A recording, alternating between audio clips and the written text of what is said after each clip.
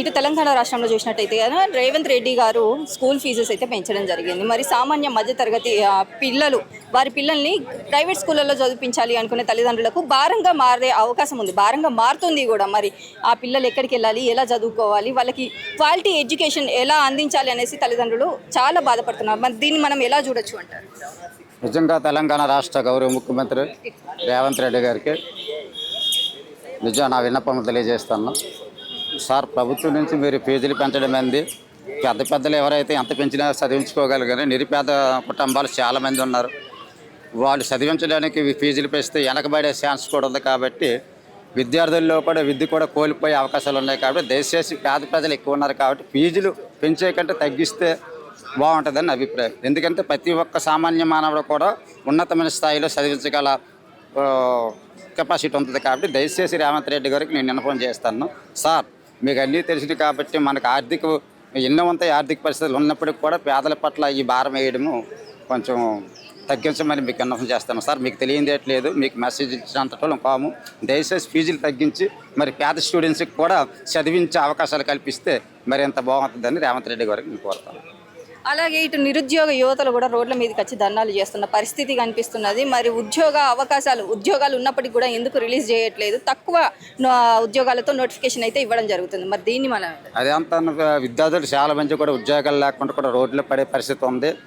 ఎలాగ బతకాలని ఆలోచించే పరిస్థితులు కూడా ఉన్నాయి. కాబట్టి మన ఉద్యోగ అవకాశాలు ఏమున్నాయి అవి రిలీజ్ చేసి తక్షణమే కూడా అందరికి కూడా ఉద్యోగాలు చదువుకుంటూ వాళ్ళ కుటుంబాలు కూడా బాగుపడతాయి. సార్, అలాగే మీకు కూడా మంచి పేరు ఉంటుంది.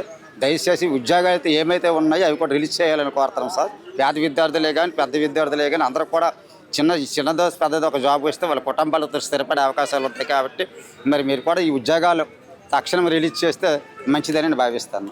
మరోవైపు అంటే నోటిఫికేషన్లు ఏవైతే రిలీజ్ చేశారో దానికి లక్షల మంది అంటే ఎంత తక్కువ నోటిఫికేషన్లు ఉన్నా కూడా లక్షల మంది అప్లై చేసుకునే అవకాశం ఉంటుంది. ఈ అప్లై చేసుకునే ఫీజు కూడా పెంచేశారు. 200 ఉన్న దాన్ని 1000 రూపాయలు చేసి పెంచడం జరిగింది. మరి సామాన్య ప్రజలు ఏమంటున్నారు? సామాన్య విద్యార్థులు, నిరుద్యోగులు ఏమంటున్నారు? మేము కట్టలేని పరిస్థితిలో ఉన్నాం. కట్టలేని పరిస్థితిలో ఉన్న వాళ్ళు ఉద్యోగాలకు అప్లై చేసుకునే అవకాశమే లేకుండా పోతుంది కదా.